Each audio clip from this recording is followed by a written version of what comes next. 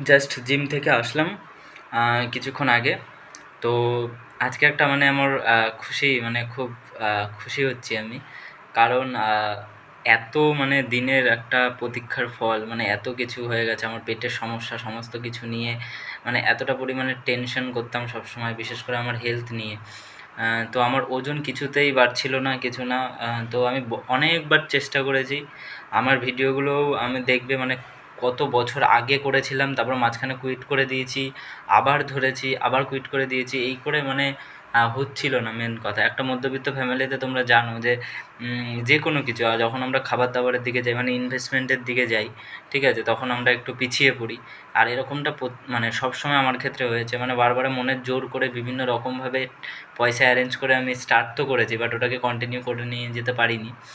তো এই রিসেন্ট আবার স্টার্ট করেছি। তো আমি বলবো যে যারা এরকম ট্রান্সফরমেশন করতে চাও না নিজের, সত্যি বলতে ভিডিও করো, ঠিক আছে। তোমরা তোমরা নিজেকে নিজে ইমপ্রুভটা বুঝতে পারবে। না হলে একা একা না মনে হবে যেন একা একা করছো, আদৌ হচ্ছে কি না, ঠিক আছে, কারোর কাছে অ্যাডভাইস নেবে। আর এখনকার জন্য কেউ ফ্রিতে অ্যাডভাইস দেয় না।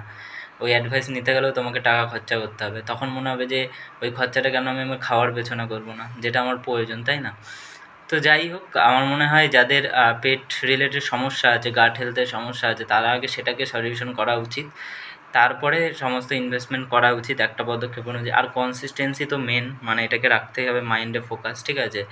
যেমন আমি জিম প্রথম অ্যাডমিশন তো নিয়ে নিয়েছি, বাট আমার কাজের চাপে বা কিছু সপ্তাহে হয়তো ১ দিন ২ দিন যেতাম, বাট আমি ছাড়িনি। যে ১ দিন তো ঠিক আছে, আমি কন্টিনিউ যাবোই, ঠিক আছে।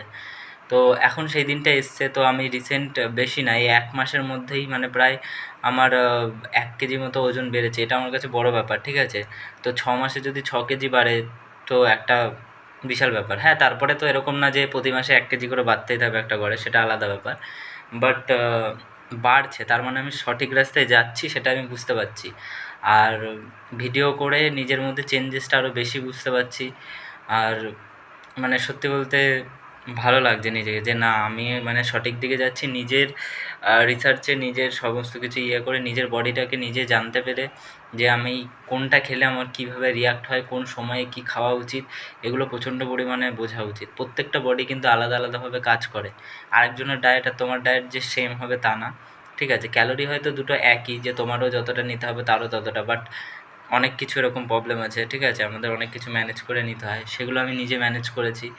তো এখন চলছে। এখনও আমি রোগাই, আমি বলছি না যে আমি ভালো ইয়ে হয়ে গেছে, বাট একদিন তো হব। সেই দিনটার অপেক্ষায় আছি।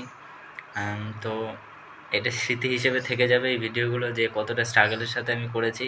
কারণ এটা ইজি ব্যাপার নয়। এই শরীর বানানো বা নিজের প্রতি সময় দেওয়া, সমস্ত কাজ মানে ছেড়ে দিয়ে রাত ১১টার সময় বাড়িতে ফিরেও নিজের জন্য মানে সময় বের করা। সকালবেলা মানে কোনো দিন এরকম হয় ৪ ঘন্টা ৫ ঘন্টা, যেখানে জিম করলে তোমরা জানো মিনিমাম ৭ থেকে ৮ ঘন্টা ঘুমাতে হয়। তারপরেও কোনো সময় ৪ ঘন্টা ৫ ঘন্টা এরকম করে ঘুম, ঠিক আছে। তো এরকম অনেক কাহিনী আছে, যেগুলো আমি জানি যে এখন আমি বললেও কেউ শোনার লোক নেই, বাট একটা সময় আসবে যে সময়টা সবাই শুনবে। তো থ্যাংক ইউ।